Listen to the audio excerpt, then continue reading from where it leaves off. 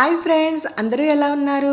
Welcome to Sivaseshu blogs. ఈరోజు ఎంతో tasty అయిన కాజు పన్నీర్ బటర్ మసాలా కర్రీ ఎలా ప్రిపేర్ చేసుకోవాలో చూసేద్దామా రండి. మరి ఈ కాజు పన్నీర్ బటర్ మసాలా కర్రీ అంటే ఎంతమందికి ఇష్టమో కామెంట్ చేసి కామెంట్ పెట్టండి. ఓకేనా ఫ్రెండ్స్, ముందు ప్రాసెస్ చూసేద్దాం. ముందుగా 2 ఆనియన్స్, ఒక 2 పచ్చిమిర్చి, ఒక టమాటా ఇలా ముక్కలుగా కట్ చేసుకొని పక్కన పెట్టుకున్నానండి.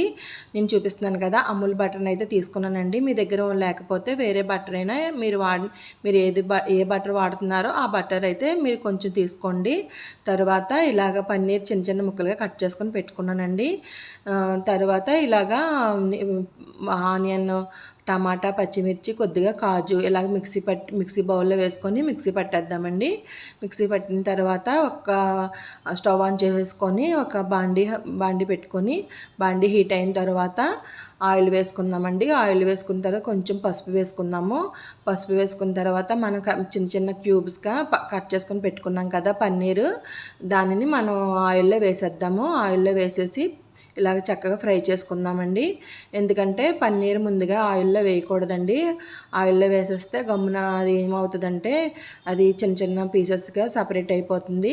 అందుకని పసుపు వేసామంటే చక్కగా దానికి సపరేట్గా చక్కగా ఇలాగ ఫ్రై అవుతుందండి. ఎప్పుడు పన్నీర్ కొంచెం లైట్ బ్రౌనిష్ కలర్లో ఫ్రై చేసుకున్నామంటే సాఫ్ట్గా ఉంటుందండి. కర్రీ చేసుకున్నప్పుడు కూడా మనకు చాలా బాగుంటుంది.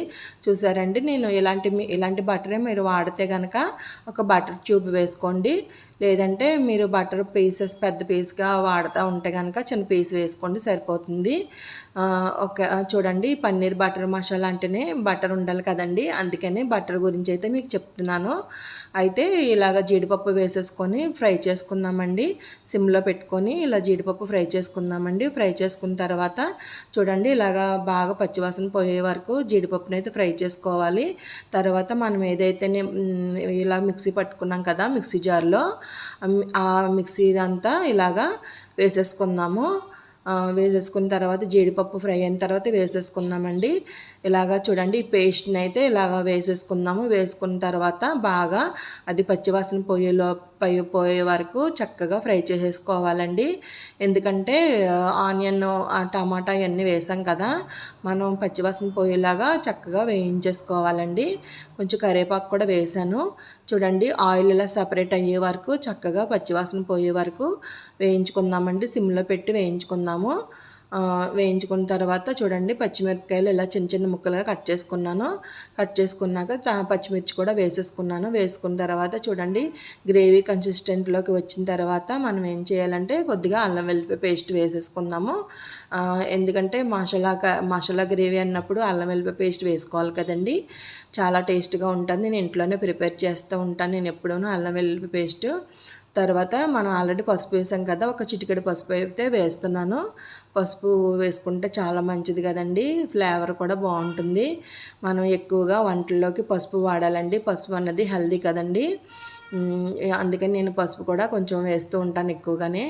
చూడండి, ఇలాగ చక్కగా వేగిపోయి ఆయిల్ సపరేట్ అయిపోయి గ్రేవీ కూడా చక్కగా దగ్గరికి అయిపోయింది కదండి. ఇప్పుడు మనం ఈ నెక్స్ట్ ప్రాసెస్లోకి వెళ్ళిపోదాం. చక్కగా ఫ్రై చేసుకున్న తర్వాత చూడండి, ఒక స్పూన్ కారం అయితే వేస్తున్నాను నేను. హై ఫ్లేమ్లోనే పెట్టి కారం వేసాక బాగా ఫ్రై చేసుకోవాలి. కారం కూడా పచ్చివాసన పోయే వరకు ఇలాగ ఫ్రై చేసుకొని గ్రేవీలో కలిసిపోయేలాగా మనం ఇలాగ కారాన్ని అయితే కలుపుకోవాలండి. తర్వాత ఒక గ్లాస్ వాటర్ అయితే వేస్తున్నాను. చూడండి, ఒక గ్లాసు ఇలాగ కలుపుకోవాలి. బాగా కలుపుకున్న తర్వాత చూడండి, మనం ఇక్కడ గ్రేవీ చూడండి ఎంత చిక్కగా ఉంది కదా. ఇక్కడ నేను మిక్సీ పట్టాను కదా, మిక్సీలో జార్లో కూడా వాటర్ వేస్తున్నాను. ఎందుకంటే మనం ఈ మసాలాలన్నీ మిక్సీ పట్టాను కదండి, అందు గురించి ఆ వాటర్ కూడా వేసుకోవాలి. సాల్ట్ అయితే సరిపోతే సాల్ట్ అడ్జస్ట్ చేసుకొని వేసుకోండి.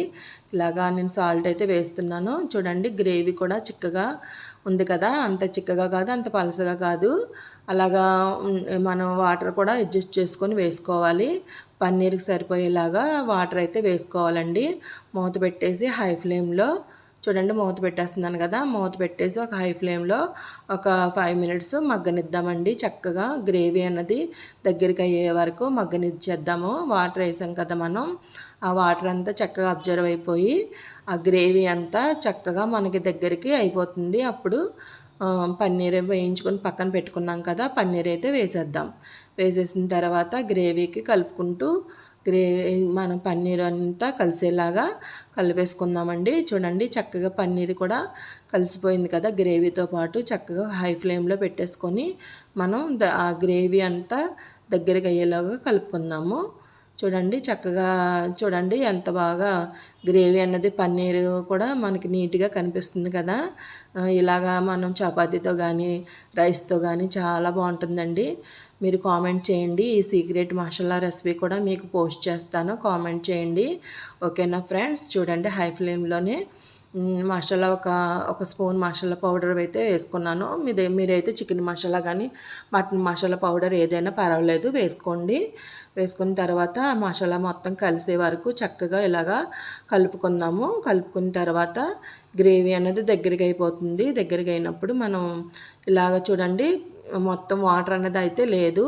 సిమ్లో పెట్టేసుకొని ఒక 5 మినిట్స్ మూత పెట్టేసి చూసిన తర్వాత చూడండి ఒక 5 మినిట్స్ అయిన తర్వాత మూత తీసి చూద్దాం. చూసిన తర్వాత చూడండి మొత్తం ఆయిల్ అనేది సపరేట్ అయిపోయి గ్రేవీ మొత్తం దగ్గరికి అయిపోతుంది. పన్నీర్ కర్రీ చూడండి ఎంత బాగా యమ్మీగా ప్రిపేర్ అయిపోయింది.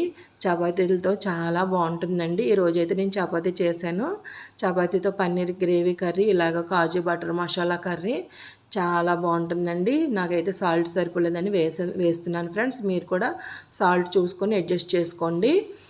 రైస్లోకి అయితే చాలా బాగుంటుంది. మనం ఎప్పుడైనా పిల్లలకి చేసి పెట్టాలంటే ఫాస్ట్గా ఇలాగా సింపుల్గా చేసేయచ్చండి. చాలా బాగుంటుంది. బటర్ వేసాం కదా, పిల్లలకి కూడా బటర్ అంటే చాలా ఇష్టం కదా. బటరు పన్నీరు ఇవన్నీ హెల్దీయే కదండి. కాజు అన్నది కూడా హెల్దీయే కదా. పిల్లలకి చక్కగా కర్రీ లేనప్పుడు మనం ఇలాగ స్పీడ్గా ఇంట్లో పన్నీర్ ఉంటే చాలండి. బాగా మనం ఫాస్ట్గా పిల్లలకి చేసేసి పెట్టొచ్చండి. చూడండి చాలా బాగుంది. ఇలాగా నేను స్టవ్ ఆఫ్ చేస్తాను. సర్వింగ్ బౌల్లో తీసేసుకున్నాను.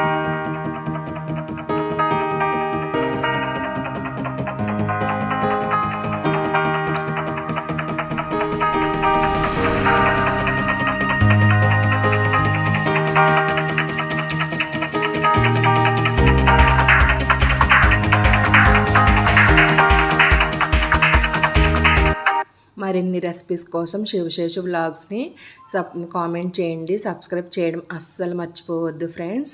చూడండి నేను చపాతీతో సర్వ్ చేసుకున్నానండి కర్రీని.